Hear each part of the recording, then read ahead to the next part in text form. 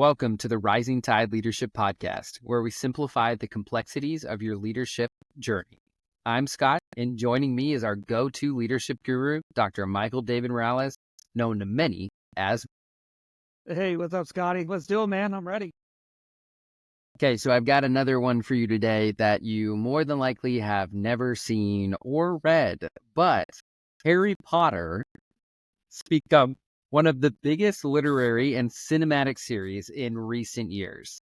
Definitely my lifetime. I mean, I remember reading the books and as they came out, like I remember going to get them at the bookstore when they came out, because those definitely still exist. That's right. But in Harry Potter and the Deathly Hallows, which is the last one, also, I guess, spoiler alert, I'm going to have to do that, kind of, but you really should have read the books, or, they've been out for a while, so don't feel bad. But Hermione Granger, who's one of the main characters, takes on a leadership role during the fight against the villain, who is named Voldemort. Kind of particular as she and Harry, one of the other main characters, embark on their quest to destroy what's called the Horcrux.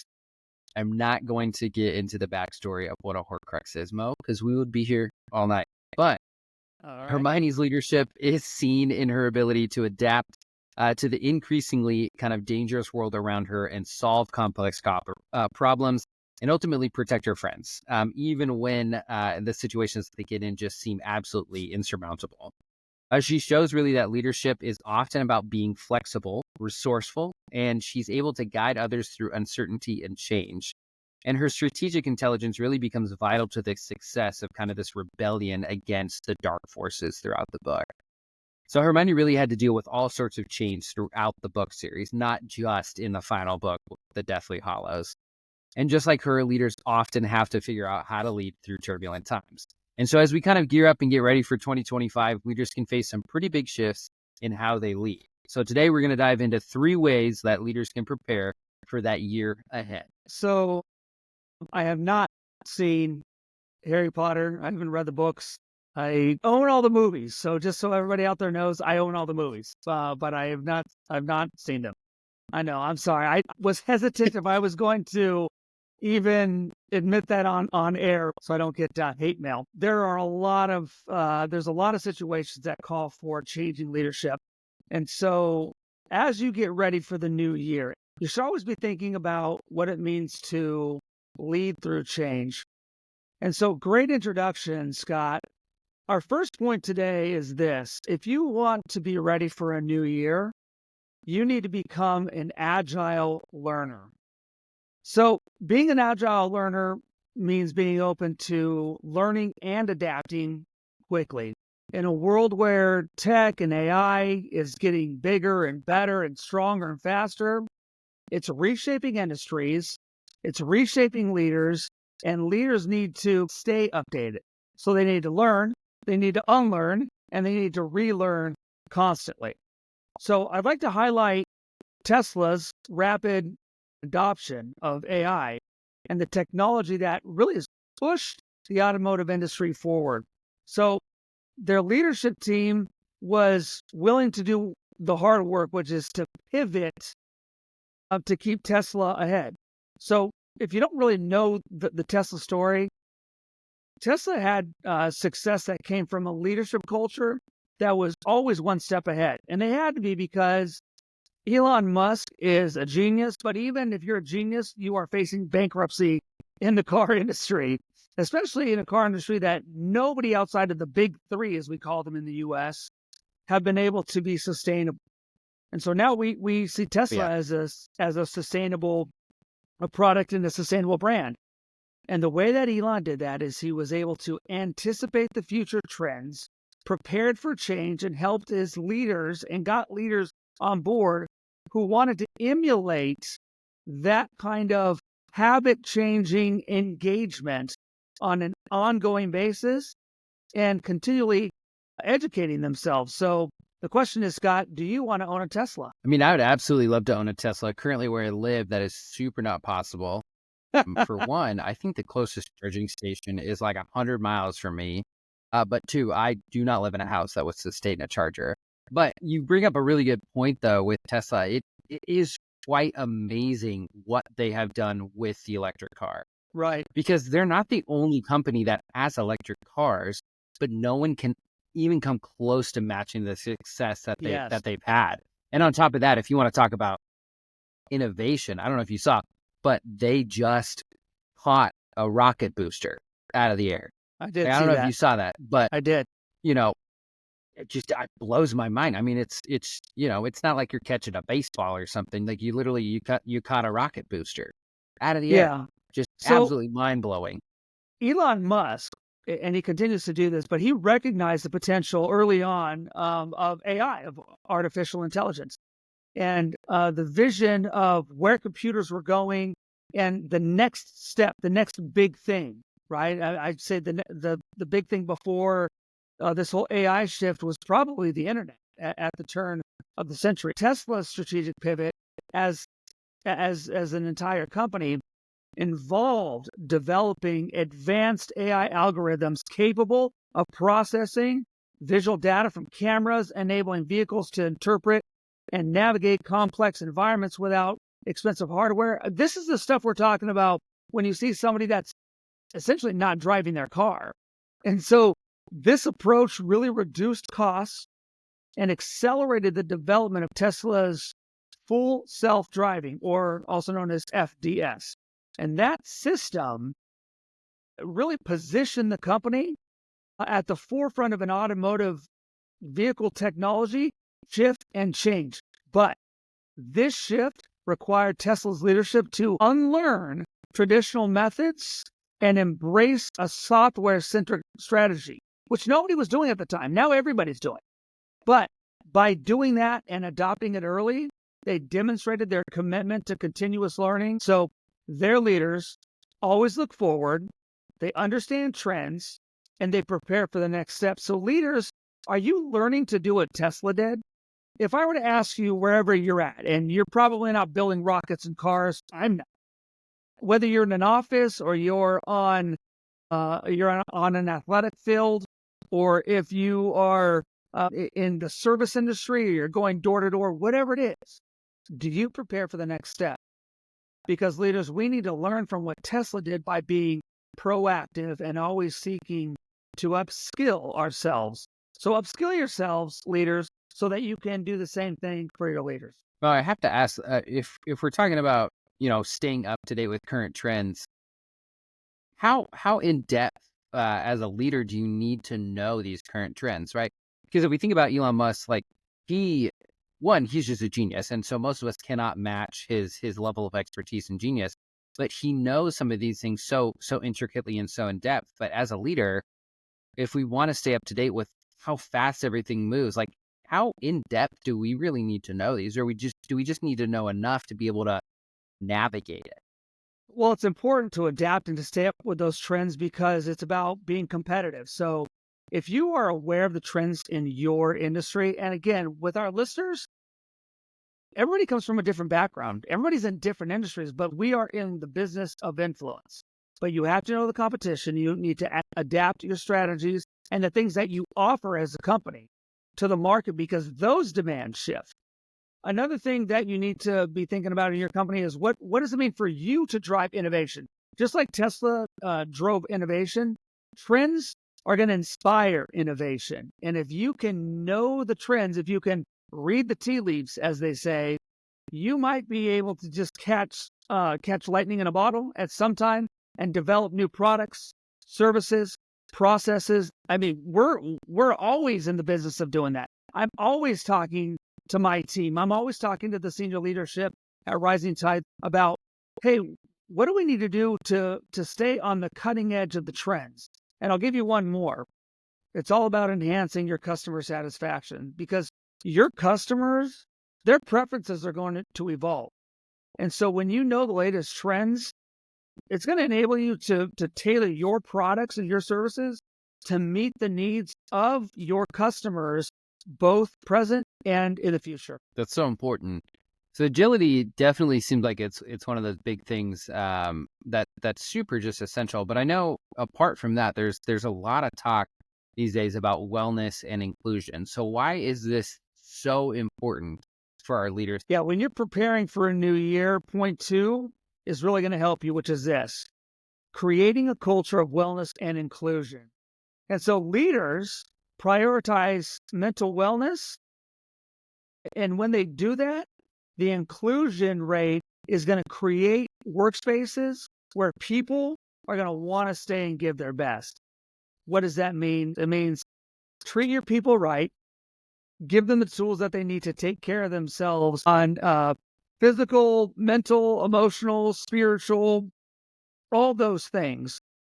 And when you help to support them, they're going to want to be better for you. So let me give an example. Google is great at this. Google has been implementing what they call the hybrid work model to promote employees' wellness to foster an inclusive culture. So Google recognized that the traditional fully in the office setup, that was no longer what everybody needed. And they did this before COVID. They already gave that option to not be fully in the office, which was crazy at the time, but now everybody does it, right? So what they've done over the years is created a flexible work environment where employees can balance remote and in-work office. Sounds normal now, right? Again, it wasn't normal when they started it. But this change was designed for them back in the day to improve mental health, and it helped reduce burnout, and it accommodated diverse working styles and life situations. Some people were young and single. Some people were old and single. Some people were young and were married and had kids. Some people were old and decided to have a family. Everybody's in a different spot. But here's the point. Google's approach demonstrates how investing in both the wellness and the inclusivity of your team can lead to a more engaged and a high-performing work environment. So, if your people leaders feel supported, they're going to feel valued, they're going to be motivated to do their best, and just like Google's approach shows us that wellness and inclusion go hand in hand, you in leadership need to offer that to your people. And if you are not the leader that creates that, and you're in an environment where you don't feel that your leaders care about your wellness beyond the bottom line, I would say it's time to start looking for something else. Well, I think you kind of hit on this right at the end there. So, but maybe just kind of putting it in a different context. So as leaders, how to really encourage others to actively participate in wellness initiatives without making them feel pressured? Because that's the last thing. Nobody wants to be voluntold to do something. So how do we as leaders make sure that it doesn't come across that? Yeah, that's a great question. And there's a lot of people out there that just don't like being a part of workshops and things like that. Scott, I know you love workshops when you're having fun with people because you're a people guy. But even you, if you think that a workshop, for instance, is going to waste your time, you don't want to do it. So really, don't waste people's time. And so I'm going to give you 3 things, leaders, that you can do to help your people.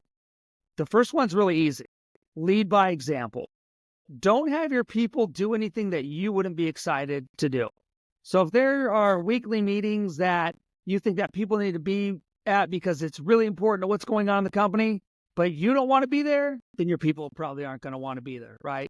So if you want your people to participate in healthy activities and take care of their own physical and mental health, you need to be somebody who cares about that. If you don't care about it, your people are going to see that you don't care about it, and they're going to say, well, why do I want to do this? So lead by example.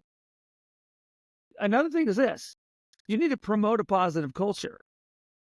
Create an environment, leaders, that values wellness by incorporating it into everything that you do, which means it's part of the culture. So what does that mean?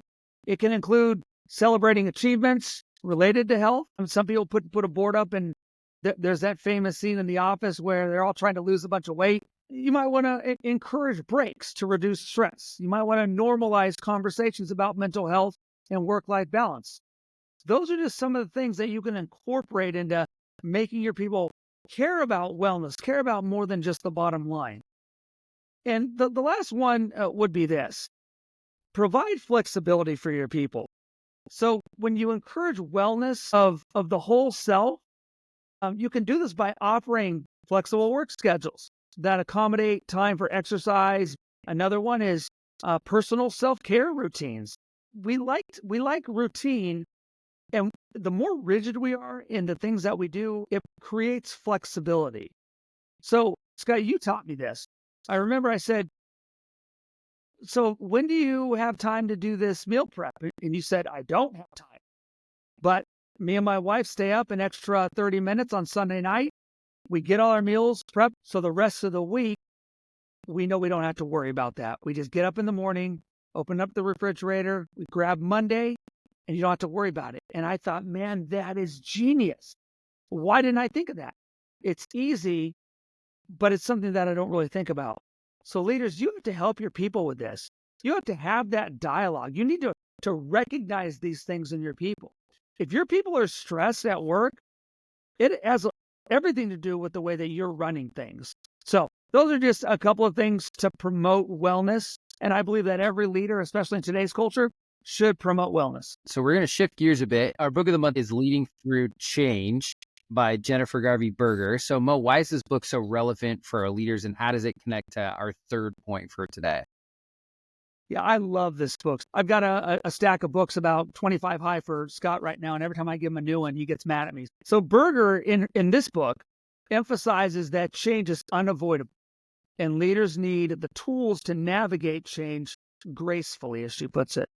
So the book explores developing a resilient mindset, embracing new technology, and prioritizing continuous learning. She says it is important to develop a mindset that allows you to navigate the complexities of modern leadership. And what do we do here at Rising Tide?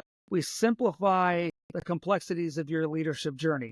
She introduces a concept of what she calls growth edge coaching, which encourages leaders to explore their developmental edges, the boundaries of their current thinking and capabilities. So by engaging with these edges, as she calls them, leaders can expand their capacity to handle uncertainty and change. And leaders, you need to expand your own ability to deal with uncertainty and change, and that is going to promote the same in your people.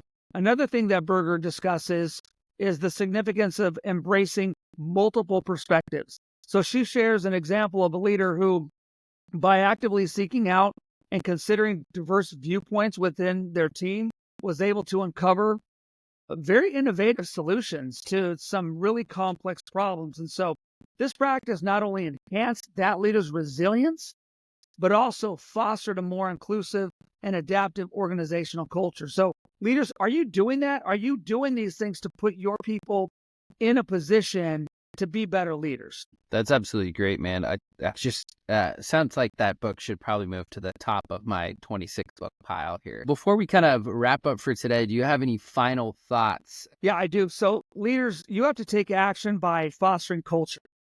So when you're getting ready for a new year, it's really a culture check. I love doing culture checks because you want people to embrace the change. You don't want them to fear it. And so remember Berger's advice in the book of the month, and again, you really should read it. It's about building adaptable teams and setting clear values.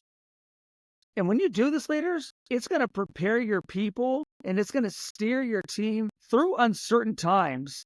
And you want to do this confidently. So if you want a roadmap for creating change-ready teams, Leading Through Change is a must-read. It's practical, it's relatable, and it's packed with strategies for leaders who want to make a lasting impact. Embrace change now. By the time your people are ready to set their goals, you're going to be right there to do it with them. Great stuff, Mo. Head to our website at rtclc.com. And you can sign up to get our newsletter. It comes out every month, and we do include kind of a little brief thing for that book and a link to grab that and pick up that book. For today, we've covered kind of a lot. And really just what our leaders primarily need to provide, and that's agility, just wellness, inclusion, and then really leading through change. And so if you guys enjoyed today's episode, please rate, review, and subscribe to make sure you guys connect with us on Instagram, Facebook, YouTube, and at the website that I mentioned earlier, rtclc.com. Your guys' feedback helps us connect with more leaders and bring you guys a lot more valuable insights. So until next time, lead with purpose and stay authentic.